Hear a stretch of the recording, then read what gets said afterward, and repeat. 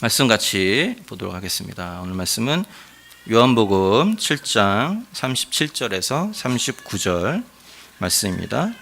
신약성경 158페이지에 있습니다. 157페이지에 있습니다. 요한복음 7장 37절에서 39절 말씀입니다. 잘하셨으면 우리 한 목소리로 천천히 같이 읽도록 하겠습니다. 함께 읽겠습니다. 명절 끝날 그 큰 날에 예수께서 서서 외쳐 가라사대 누구든지 목마르거든 내게로 와서 마시라. 나를 믿는 자는 성경의 이름과 같이 그 배에서 생수의 강이 흘러나리라 하시니 이는 그를 믿는 자의 받을 성령을 가리켜 말씀하신 것이라. 예수께서 아직 영광을 받지 못하신 고로 성령이 아직 저희에게 계시지 아니하시더라. 아멘. 우리가 자녀를 키워보신 분들은 다 아시겠지만 자녀가 원하는 모든 것을 우리가 부모가 다 줄 수 없다는 것을 우리가 잘 알고 있습니다. 그렇죠? 예를 들어서 저의 아들은 이렇게 남자라서 그런지 이제 공구 이런 걸 되게 좋아합니다. 그래서 누군가 이제 톱으로 이렇게 쫙 자르면서 만든다든지 옆집에서 그런 걸 이렇게 하는 걸 보면 굉장히 관심을 가져하고 그것을 자기도 이제 만져보고 싶어요. 이렇게 망치질을 하면 자기도 망치질을 해보고 싶어 하고요. 하지만 아이가 톱을 가지고 싶다고 해서 톱을 주는 아버지는 있을까요, 없을까요? 예, 없습니다. 예, 위험해서 줄 수가 없죠. 그래서 너무 공구를 가지고 싶어하는 아들에게 제가 해줄 수 있는 것은 뭐냐 하면 장난감 공구를 사주는 것밖에 없어요. 그래서 왜냐하면 그 아들은 정말 진짜 공부를 원하지만 그것이 아직 그 아이에게는 적합한 놀잇감이 아니라는 것을 저 알고 있기 때문에 그렇습니다. 근데 바로 이런 현상이 우리와 하나님의 관계 가운데서도 이렇게 일어날 수 있지 않을까 생각을 해보게 됩니다. 인생을 살다 보면 우리에게 꼭 필요한 것들이 있게 마련입니다. 그것이 여러 가지 것이 있을 수 있겠죠. 경제적인 것이 있을 수 있겠고, 우리 건강에 문제가 있을 수도 있겠고, 아니면 자녀들의 학업이라든지 진로라든지 이런 것들이 우리 가운데 필요할 때가 많이 있습니다. 그 중에는 우리가 느끼기에 너무나 시급해서 지금 당장 나에게 해결되지 않으면 안 될 것처럼 느껴지는 것들이 있을 수 있어요. 물론 그래서 그럴 땐 우리가 하나님 앞에 간절히 기도해야 되죠. 우리가 문제가 있고 뭔가 필요가 있을 때 하나님 앞에 기도하는 것은 모든 그리스도인들이 마땅히 해야 되는 그런 자세라고 할 수 있습니다.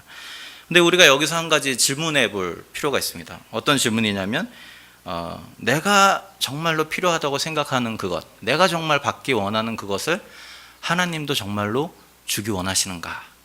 그 질문을 우리가 한번 던져볼 필요가 있다는 것이죠.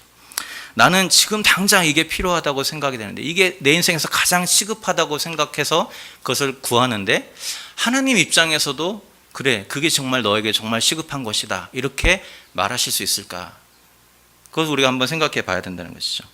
내가 지금 건강이나 물질이나 어떤 자녀의 어떤 학업이나 진로를 위해서 정말 간절히 기도하는데 하나님은 그거 말고 너한테는 이게 필요한데 이렇게 말하실 수 있지는 않을까? 그렇죠? 그럴 수도 있다는 것입니다. 우리가 한번 그것을 생각해 볼 필요가 있어요. 문제는 뭐냐면 내가 받기 원하는 것, 내가 시급하다고 생각하는 것과 하나님이 주기 원하는 것, 하나님이 시급하다고 생각하는 것이 서로 다를 때 문제가 생길 수 있다는 거죠. 그죠? 우리 입장에서는 하나님 이게 정말로 급한데 왜 내 기도에 응답하지 않으십니까? 우리가 깝깝해하고 또 시험에 들 수도 있어요.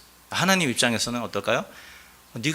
너에게 필요한 건 이게 아니고 저건데 왜 너는 엉뚱한 걸 구하냐 이렇게 답답해 하실 수도 있다라는 이야기죠. 그렇기 때문에 우리가 시급하고 우리가 정말 필요하다고 생각하는 그것이 우리가 하나님이 정말로 시급하게 생각하는 것이 아니라고 한다면 우리의 기도의 방향을 바꿔서 하나님이 정말로 주기 원하시는 것을 구할 필요가 있다라는 것이죠. 오늘 본문에도 이런 내용이 기록되고 있습니다. 오늘 본문에 보면 37절에 우리가 읽었는데요. 명절 끝날 그 큰 날에 예수께서 서서 외쳐 가라사대 이렇게 말하고 있습니다. 명절 끝날이라고 되어 있는데요. 명절 끝날 외쳐 이르시면서 뭐라고 말하냐면 누구든지 목마르거든 내게로 와서 마시라 이렇게 말합니다. 명절이라는 걸 밝히는 게 중요합니다. 이 명절이 언제냐면 7장 앞부분에 가면 명절이 언제냐면 유대인들의 초막절이었다라고 이야기를 합니다. 초막절 이 명절과 오늘 본문이 이야기한 것이 긴밀하게 관련이 됐기 때문에 이 초막절이 어떤 것인가를 우리가 먼저 이해를 하고 오늘 본문을 계속 볼 수 있으면 좋겠습니다. 이 초막절은 유대인이 지키던 가장 큰 명절 중에 하나였는데요.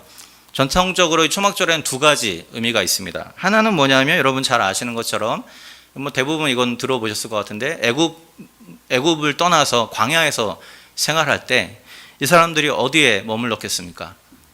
매번 움직여야 되죠. 그러니까 거기다 나무나 어떤 걸로 집을 지을 수가 없었어요. 그래서 보면 이거는 이제 요새도 유대인들은 이렇게 초막절을 지키는데 집을 짓지가 못했기 때문에 이게 나무로 그 가지 같은 걸로 지붕을 감싸고 겉에는 어떤 천이라든지 아니면 짐승의 가죽을 통해서 이렇게 텐트를 만들어서 지냈던 것이죠. 40년의 광야 생활 동안 그들이 한 것이라고는 구름이 움직이면 움직이고 구름이 서면 섰습니다. 언제 떠날지 몰라요. 그러니까 어떻게 해야겠어요? 집이 최대한 간편해야 돼요. 막 이렇게 접어가지고 갈 수 있어야 돼요. 그리고 한 곳에 정착하지 못했기 때문에 그 안에 살림살이가 많았겠습니까? 적었겠습니까? 예, 오늘날 우리가 막 이사 한번 가려면 끝도 없이 나오는 짐 때문에 우리가 고민할 때가 많이 있잖아요. 근데 그 당시 사람들은 그런 게 없었어요. 왜냐하면 내일 또 움직일 수도 모르고 모레 또 움직일지 모르기 때문에 짐이라는 게 많지 않죠. 그러니까 아주 간촐한 살림살이를 가지고 이렇게 살았어요. 그러니까 하루 먹고 하루 살 수 있을 정도의 물건만 가지고 이동을 했던 것이죠. 그럼에도 불구하고 40년 동안 우리가 잘 아는 것처럼 성경에서 하나님이 그들을 친히 인도하셨고 누구도 굶어 죽지 않게 하셨고 누구의 신발도 닳지 않게 하셨고 그들을 결국은 가나안 땅까지 이끌어내셨습니다. 초막절을 기념하여 지키는 것은 뭐냐면 이렇게 놀라운 하나님의 은혜를 생각하면서 우리 선조들이 이런 상황에서도 살았다더라 하면서 지금도 유대인들은 이 초막절 기간이 되면 집 마당에다가 초막을 짓고 이렇게 그 초막절 기간을 보내게 됩니다. 이 첫 번째 이게 초막절의 그 의미이고요. 두 번째는 뭐냐면 예수님 당시의 초막절은 이런 역사적인 의미뿐만 아니라 농사와 관련돼서도 어떤 그런 의미들을 가지고 있었습니다. 그러니까 초막절은 특별히 포도나 올리브 이런 그리고 다른 과일들의 수확에 대해서 감사하는 감사절이었어요. 그래서 초막절은 7일간 지켜졌는데 특별히 이 기간 동안 유대인들은 여러 가지 특별한 축제 의식을 행했습니다. 그 중에 하나가 뭐냐면 제사장이 이 성전 번제단 앞에서 금잔 안에 물을 이렇게 가득 붓는 그런 의식을 행했다고 합니다. 이게 뭐냐면 비를 기대하는 의식이었다고 해요. 그러니까 이 초막절 기간에 그 첫 과일을 추수하는 기간에 비가 많이 와야만 그 다음에 있을 곡식을 거두는 추수기에 풍년이 있게 된다라는 것이죠. 그렇기 때문에 이 제사장이 이런 의식을 통해서 하나님이 우리에게 비를 많이 내려줄 것을 백성들과 함께 기원했다고 합니다. 그리고 7일간의 이런 의식이 끝나면 이제 마지막 8일째에 큰 성회로 모여서 서로 같이 음식을 나누고 사람들과 같이 이렇게 셀러브레이션하고 기뻐하고 그런 기념을 하게 되었다는 것이죠. 그래서 오늘 본문에 보면 예수님이 명절 끝날, 그 큰 날에 이렇게 말했기 때문에 이 명절 끝날이라는 것은 언제냐면 이 초막절 마지막 날, 8번째 되는 날이었다는 것을 알 수 있습니다. 그래서 많은 사람들이 모여서 큰 잔치를 하고 떠들썩하게 기뻐하는 그런 시간 가운데 예수님이 서서 말씀하시는 것이죠. 그런데 이런 풍성함을 즐기는 절기라는 배경을 우리가 통해서 살펴볼 때 예수님이 하신 말씀이 좀 어폐가 있습니다. 좀 맞지 않아요. 왜냐하면 우리나라에도 이런 말 있잖아요. 추석에 무슨 얘기하죠? 더도 말고 덜도 말고 뭐 한가위 갖기만 해라 뭐 이런 얘기 하잖아요. 그러니까 그때가 곡식을 추수해서 가장 풍성할 때 1년 내내 굶어도 그날은 풍성하게 먹는 날이에요. 근데 비슷하게 똑같다고 할 수는 없지만 어떤 비슷하게 유대인들도 마찬가지로 이 초막절 명절 기간 그것도 맨 마지막 날에는 자신들이 수확한 포도와 올리브와 이런 과일들을 함께 나누면서 풍성하게 먹고 풍성하게 마시는 시간이었어요. 그리고 유대 율법이 뭐라고 명령하니까 이런 절기 가운데는 과부와 고아들을 돌아보도록 명령을 하고 있어요. 그렇기 때문에 그들이 이 율법 명령을 지켰다면 대부분의 사람들은 그날만큼은 굶지 않고 풍성하게 먹고 배불렀던 시간이었다고 할 수 있어요. 그런데 예수님이 그때 오셔서 외쳐서 뭐라고 말씀하십니까? 37절에 누구든지 목마르거든 내게로 와서 마시라 말하고 있어요. 너희들 중에 목마른 사람들은 다 내게로 와서 마셔야 된다. 문제는 뭐냐면 아무도 목마르지 않다는 거예요. 이날만큼은 다 배부르게 먹고 다 풍성하고 우리는 더 이상 바랄 게 없어. 더도 말고 덜도 말고 이 초막절을 밟기만 해라. 이렇게 말하고 있는 상황 가운데 예수님이 오셔가지고 너희들 중에 목마른 자들이 있다라는 거죠. 누구든지 목마른 거든 내게로 와서 마셔라. 이렇게 말하고 있습니다. 무슨 얘기입니까? 그들은 스스로 목마르지 않다고 생각했지만, 그죠? 스스로 배고프지 않다고 생각했지만 예수님 보시기에 너희들 중에 배고픈 자들이 많이 있다는 거죠. 너희들 중에 마시지 못하고 있는 자들이 많이 있다라는 거예요. 그러니까 다시 말하면 예수님이 왜 그런가? 그들은 풍성하게 먹을 것을 가지고 있었지만 예수님이 말씀하고 있는 것은 그들이 생각하는 그 양식이 아니라는 것이죠. 예수님이 이렇게 말씀하신 것은 그들이 그토록 갖고 싶어 했던 어떤 양식 그리고 포도주 이런 것들의 몇 가지 한계 때문이라고 할 수 있습니다. 먼저 그들이 가지고 있었던 양식은 첫 번째로 그들이 가지고 있었던 양식의 한계는 뭐냐면 영원히 지속될 수 없다라는 거예요. 그렇죠? 명절이 7일간 지속됐습니다. 그리고 마지막 날 8째 날이 됐습니다. 지난 8일간 유대인들은 많은 음식과 포도주를 막 나누면서 배부르고 만족했을 거예요. 그러나 8일이 지나고 명절이 끝나면 어떻게 됩니까? 그 당시에 창궐했던 가난과 굶주림과 또 다른 그런 삶의 아픔들로 다시금 돌아갈 수밖에 없다라는 것이죠. 따라서 이 초막절에 주는 배부름이라는 것은 영원토록 지속될 수 없는 일시적인 만족에 불과하다는 것을 예수님이 말씀하고 계신 것입니다. 예수님은 그렇기 때문에 잠깐 있다가 사라질 것을 가지고 마치 모든 것을 얻은 것처럼 착각하는 그 사람들을 바라보면서 안타까운 마음에 말씀하신 거죠. 너희들은 여전히 목마르다. 내게로 와서 마셔야 된다라고 말씀하고 있는 것입니다. 또한 그들의 풍성함이 가지고 있는 또 다른 한계는 뭐냐면 그 먹고 마시는 어떤 그 음식이 그들에게 진정한 영적인 만족을 가져다 주는 것도 아니었다는 것이 있습니다.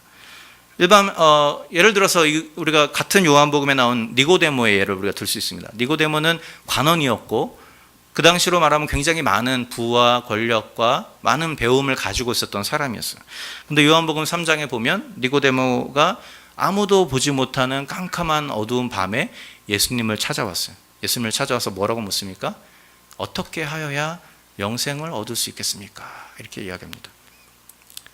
예수님은 아무것도 가진 게 없는, 그죠? 나사렛 출신 목수의 아들인데 모든 것을 가진 그 사람이 예수님 앞에 찾아와서 어떻게 하여 영생을 얻을 수 있겠습니까? 말하고 있어요. 다시 말하면 니고데모처럼 모든 것을 가지고 있는 그 사람에게도 채울 수 없는 영적인 공허함이 있었다는 것이죠. 그래서 그 당시에 있는 모든 사람들은 가난하건 부자였건 간에 영적인 공허함 가운데 살아가고 있었다는 것을 우리가 알 수 있습니다.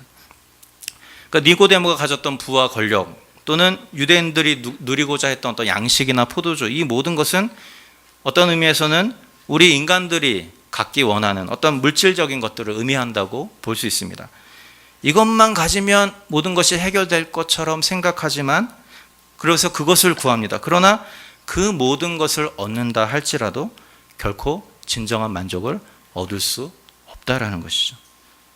그렇기 때문에 하나님은 우리가 갖기 원하는 어떤 그것이 아니라 하나님이 주기 원하시는 또 다른 선물을 우리에게 주려고 기다리고 계시다는 것이죠. 그것이 무엇입니까? 오늘 본문의 38절에 나옵니다. 우리 한 목소리로 같이 읽어보겠습니다. 같이 읽겠습니다. 나를 믿는 자는 성경의 이름과 같이 그 배에서 생수의 강이 흘러나리라. 하나님이 정말 우리에게 주기 원하시는 것이 무엇이었냐면 우리의 배에서 흘러넘치는 생수의 강이다라고 말하고 있습니다. 이 생수의 강이 무엇인가? 39절에 분명하게 말하죠. 이는 그를 믿는 자의 받을 성령을 가리켜 말씀하신 것이라 말하고 있습니다. 하나님이 정말로 시급하게 주기 원하셨던 것, 예수님이 그 당시 사람들이 정말로 시급하게 주기 원하셨던 것은 다른 어떤 것이 아니라 성령이었다는 거죠. 성령의 생수의 강이 그들 가운데 넘쳐나기를 원하셨다는 것이죠. 몸이 아픈 사람은 내게 건강만 있으면 더 바랄 것이 없다 이렇게 생각할 수 있습니다. 물질적인 어려움을 겪고 있는 사람은 내게 어느 정도의 물질만 있으면 나는 내 삶이 달라질 것이다 이렇게 생각하고 그 물질을 구할 수 있어요. 또 자녀의 문제로 근심하는 사람은 이것만 해결되면 내 인생의 모든 것이 해결될 것 같은데 생각하고 그것을 구하게 되어 있는 것이죠. 물론 건강도 필요하고 우리 가운데 물질도 필요하고 우리 가운데 자녀의 문제로 힘들어하는 분들이 있다면 그 자녀의 문제도 해결되어야겠죠. 중요한 것은 뭐냐면 하나님 보시기에는 이거보다 더 시급한 것이 있다라는 거예요. 하나님은 건강과 물질과 자녀보다도 너에게 더 필요한 것은, 너에게 지금 더 필요한 것은 내 속에서 흘러넘치는 성령의 생수의 강이다, 이렇게 말씀하고 계시다는 것이죠. 왜 그렇습니까? 왜냐하면 그 모든 문제들이 해결된다 할지라도 우리 마음속에 이 성령으로 흘러넘치는 생수의 강이 없다고 한다면 우리는 또 다른 문제로 고민하게 되었다는 거예요. 또 다른 문제로 넘어지고 또 다른 문제로 슬퍼하게 되었다는 거죠. 그러나 우리의 삶의 문제가 여전히 그대로 있다 할지라도 우리 마음 가운데 흘러넘치는 생수의 강이 있다고 한다면 우리가 어떤 상황에서도 기뻐하고 감사할 수 있는 영적인 능력을 얻게 된다는 것이죠. 그렇기 때문에 예수님이 그들에게 주고 싶어 했던 것은 잠깐 있다 사라질 음식이 아니라, 양식이 아니라 성령의 열매, 성령의 축복이었다는 것이죠. 이것을 잘 보여주는 이야기가 우리가 잘 아는 요한복음 4장에 그 수가성 여인의 이야기가 나오죠. 여러 가지 수가성 여인에 대한 여러 가지 해석이 있을 수 있지만 본문에서 우리가 발견할 수 있는 것은 한 가지는 뭐냐면 그 여인은 무언가 남편이나 어떤 다른 어떤 그런 것을 통해서 자신의 어떤 만족을 찾고 추구했던 여인이라는 것을 알 수 있습니다. 그런데 결국 그것이 실패로 돌아갔죠. 다섯 번째 남자도 같이 살고는 있지만 스스로 남편이라고 생각하지 않는 상황이에요. 그럼 그 말은 뭐냐면 그 다섯 번째 남편조차도 자기의 어떤 근본적인 문제를 채워주지 못했다는 것을 이야기하고 있습니다. 그때 예수님이 뭐라고 말씀하십니까? 이렇게 공허한 이 여인의 삶 가운데 예수님이 오셔서 성령에 대해서 이야기하죠. 생수에 대해서 이야기합니다. 그리고 그것을 이야기하시는 분이 메시아라는 사실을 알게 되었을 때 그가 어떻게 됩니까? 자기가 들고 왔던 물동이를 내던져주고 다시 돌아가서 자기 마을 사람들에게 예수님을 전하는 일들을 하게 됩니다. 사실 던져버린 물동이가 굉장히 중요합니다. 거기서. 왜냐하면 물동이는 채워도 채워지지 않은 그 여인의 영적인 공허함을 상징하는 것이거든요. 근데 나중에 어떻게 해요? 그 물동이를 던져버립니다. 그 말은 뭐예요? 더 이상 이곳으로 내가 채워지지 않는다는 것을 깨닫게 된 것이에요. 그리고 예수 그리스도께서 주시는 성령의 생수로만 내 삶이 채워진다는 것을 알게 되고 그것을 버리고 예수님을 받아들이게 되는 것이죠. 결국 그 여인에게 바뀐 것은 아무것도 없습니다. 뭐가 바뀌었습니까? 또 다른 새로운 남편을 만난 것도 아니었어요. 그렇죠? 또 다른 새로운 남편을 만난 것도 아니고 그 여인의 삶의 문제가 해결된 것은 아무것도 없습니다. 그런데 그 안에 성령에 대한 그 깨달음, 예수 그리스도께서 주시는 그 성령에 대한 깨달음이 있게 되었을 때 그의 삶 속에서도 만족하고 기뻐할 수 있는 능력을 얻게 되었다는 것이죠. 마찬가지라고 생각이 되어집니다. 우리가 가지고 있는 많은 기도의 제목들이 있을 것이라고 생각이 됩니다. 중요한 것은 뭐냐면 그 모든 기도 제목에 앞서서 우리가 오늘 본문의 근거에서 성령의 생수의 강물을 먼저 구하는 우리의 삶이 되어야 한다는 것이죠. 내가 원하는 것이 아니라 하나님이 내게 주기 원하시는 그것을 구할 수 있어야 한다는 것입니다. 솔로몬의 기도가 그것을 잘 보여주죠. 그는 부도 구하지 않고 아무것도 구하지 않고 영광도 구하지 않고 오직 지혜를 구했어요. 지혜를 구했을 때 그 기도가 하나님의 마음에 합한 기도였기 때문에 하나님이 다른 것을 덤으로 부어주셨던 것이죠. 여러분 마찬가지입니다. 우리가 하나님이 원하시는 것은 무엇인지 관심도 가지지 않은 채 그저 내가 눈앞에 보이는 우리의 눈앞에 보이는 어떤 필요만 강구해서는 그것이 그 필요들이 채워진다 할지라도 우리의 삶의 문제가 완전히 해결되지 않는다라는 것이죠. 그렇기 때문에 우리가 성령의 충만함을 구해야 된다는 거죠. 내 삶이 여전히 문제가 있다 할지라도 그 상황 속에서 만족하고 기뻐할 수 있는 그 원동력은 성령이 우리 가운데 임하실 때밖에는 되어지지 않는다는 것이죠. 그러면 여기서 우리 한 가지 질문을 던져볼 필요가 있습니다. 그러면 주님이 유대 백성들에게 그토록 주기 원하셨던 그 성령의 생수의 강이라는 것을 어떻게 하면 우리가 마음껏 누릴 수 있겠는가 하는 것이죠. 어떻게 하면 우리 속에서부터 흘러넘치는 생수의 강물 속으로 우리가 빠져들 수 있는가라는 것이죠. 오늘 본문을 보면 어려운 일이 아니다라고 이야기합니다. 39절에 보니까 이렇게 말해요. 이는 그를 믿는 자의 받을 성령을 가리켜 말씀하신 것이라. 성령을 받기 위해서 우리가 해야 될 일이 한 가지예요. 뭡니까? 믿는 자들이. 믿는 자들이 물론 예수님 당시에 여기 괄호 안에 있는 말씀에 보면 예수님께서 아직 영광을 받지 못하신 거로 예수님이 다시 승천하고 보혜사 성령을 보내주신 때가 아니었기 때문에 유대 백성들은 아직까지 그 온전한 성령의 능력을 경험하지 못한 상황 가운데 있다라고 이야기합니다. 그런데 우리는 좀 다르죠, 그렇죠? 우리는 이미 예수 그리스도를 믿음으로 말미암아 주시는 그 보혜사 성령의 능력을 경험하는 자들입니다. 그렇기 때문에 우리는 이미 성령이 주시는 이런 진정한 만족과 기쁨과 감사를 누릴 수 있는 자격 요건을 다 갖추고 있어요. 그런데 문제는 뭐냐면 왜 여전히 우리 안에 공허함이 있는가라는 것이죠. 여전히 우리 안에 왜 여전히 이 성령으로 말미암은 기쁨이 날마다 지속되지 못하는가라는 것이죠. 그 여러 가지 이유 중에 가장 중요한 것은 뭐냐면 하나님이 주시는 생수의 강물로만 살아야 되는 우리가 여전히 나의 필요와 나의 욕심에 집중하며 살아가고 있기 때문이라고 할 수 있습니다. 하나님 백성들의 삶의 원리는 굉장히 단순합니다. 하나님만이 우리의 모든 것이라는 것을 고백하는 것이죠. 그래서 내 인생을 책임지는 것이 물질이나 어떤 건강이나 다른 어떤 외적인 요소들이 아니라 오직 하나님 한 분밖에 없다고 고백하는 것. 그것이 그리스도인들이 살아가야 될 삶의 원리라고 할 수 있습니다. 그렇게 할 때 우리 삶에 생수의 강이 흘러넘치게 된다는 것이죠. 그래서 가나안 땅으로 들어가기 전에 이스라엘 백성들에게 하나님이 명하신 것도 바로 그런 것이었죠. 가나안 땅으로 들어갈 때 그들이 겪었던 문제는 뭐냐면 한 번도 농사를 지어본 적이 없는 사람들이었습니다. 그죠? 떠돌아다녔고, 이집트에서도 목축을 했죠. 그리고 나중에는 이제 피라미드를 짓는 일에 동원돼서 이제 공사를 하던 사람입니다. 그리고 40년 동안 광야에서 이렇게 다니면서 하늘에서 떨어지는 양식을 먹고 살았기 때문에 농사를 지어본 적이 없어요. 그래서 가장 합리적으로 이 사람들이 가장 잘 살 수 있는 방법은 뭐냐면 가나안 땅에 들어가서 그 사람들과 잘 교류를 해가지고 그 사람들이 오랫동안 가지고 있었던 농사 노하우를 전수받는 것이에요. 그래야지 듣고 그것을 보고 배울 수 있는 거죠. 미국 사람들이 처음 왔을 때 했던 게 뭡니까? 인디안들과, 그죠? 인디안들과 교류하면서 인디안들이 가지고 있었던 노하우들을 전수받잖아요. 감자를 심고 이런 것들을 전수받잖아요. 마찬가지로 가나안에 들어가서 이스라엘 백성들이 잘 살려면 그렇게 했어야 돼요. 근데 하나님 뭐라 그러죠? 들어가서 거기에 있는 사람들을 어떻게 하라고요? 네, 다 쫓아내라고 그러면 다 쫓아내라. 교류하지도 말고 같이 섞여 살지도 말고 다 쫓아내라. 그리고 나서 가나안에 들어가자마자 어떻게 했습니까? 하늘에서 만나가 끊어져 버렸습니다. 한번 생각해 보세요. 한 번도 농사를 지어본 적이 없어요. 예. 이 사람들에게 농사 전수를 받아야 되는데 이 사람들은 또 다 쫓아내야 돼요. 어떻게 할까요? 살 방법이 없는 거죠. 막막한 겁니다. 근데 하나님이 그렇게 하라고 명령하셨어요. 왜 그래요? 하나님 한 가지 고백을 하기 원하셨던 거죠. 너희가 사는 것이 농사 기술로 사는 것이 아니고, 그죠? 너희의 지혜로 사는 것이 아니고 하나님만을 의지하는 그 신앙으로 사는 것이다라는 것을 하나님이 그들에게 고백하게 하시는 것이에요. 그런데 결국 이스라엘 백성들은 그것에 성공하지 못하죠. 그래서 결국은 그들이 주변의 사람들과 같이 어울려 살면서 그들에게 여러 가지 기술을 그리고 그들이 따르던 신을 섬기고 그렇게 살아가게 됩니다.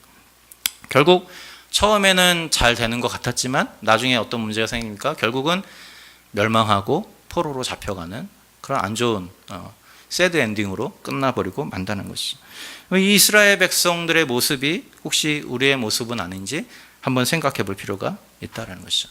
하나님은 우리를 하나님의 백성으로 부르실 때 하나님 우리에게 원하시는 것은 하나님의 원리대로 살아가기를 원하셨다는 것이죠. 하나님의 백성이 된 이상 우리는 결코 세상의 원리대로 살아갈 수 없습니다. 세상에 하나님 알지 못하는 자들은 물질을 따라 명예를 따라 그렇게 성공을 따라 살아갈 수 있겠지만 그러나 하나님의 자녀인 우리들은 내 안에 계신 성령의 은혜를 따라서만 살아가야 한다는 것이죠. 그래서 내가 도저히 납득되지 않는 일이라 할지라도 내 안에 성령께서 원하시는 것이라고 한다면 우리는 그 길을 걸어가야 한다는 것이죠. 그렇게 할 때 비로소 우리 안에 하나님 주시는 감격과 또 날마다 성령을 의지하기 때문에 성령님이 일하실 수 있는 공간이 우리 삶에서 많아진다는 것이죠. 우리의 문제는 뭐냐면 성령이 일하실 수 있는 여지를 주지 않고 내가 다 결정하고 내가 내 생각대로 결정할 것이 어쩌면 우리의 문제일 수 있다는 것이죠. 성령님이 특별한 일들을 하셔야 되는데 그럴 가능성을 우리가 다 사전에 차단해 버릴 수 있다는 얘기입니다. 오늘 우리가 6월의 마지막 주일입니다. 이제 2016년 전반기가 마치고 하반기가 시작되는 시점에 있습니다. 지난 반년 동안의 우리의 삶을 좀 우리가 돌아보면서 그 기간 동안 우리가 얼마나 오늘 본문에서 예수님 말씀하신 것처럼 내 안에 흘러넘치는 성령의 생수의 강물로 인해서 감사와 감격 속에서 살았는지 한번 돌이켜 보면 좋겠습니다. 혹시 우리 안에 그런 감격과 감사가 많지 않았다고 한다면 지금 우리가 시급하게 구할 것은 다른 어떤 것이 아니라 성령의 생수의 강물이라는 것을 우리가 기억할 수 있으면 좋겠습니다. 그래서 하나님이 약속하신 이 성령의 강물을 구할 수 있는 우리가 되면 좋겠습니다. 오늘 말씀에서 보았듯이 우리를 만족시킬 수 있는 것은 다른 어떤 것이 아니라 내 안에 계신 성령님밖에 없다라는 것이죠. 이 말씀을 기억하면서 내가 받기 원하는 것, 내가 갖기 원하는 그런 모든 것들을 내려놓고 주님이 주기 원하시는 그것을 간구하고 구하고 사모함으로 말미암아 주님이 주시는 진정한 만족과 기쁨 가운데 살아갈 수 있는 저와 여러분들 될 수 있기를 주님으로 부탁드립니다. 함께 기도하겠습니다.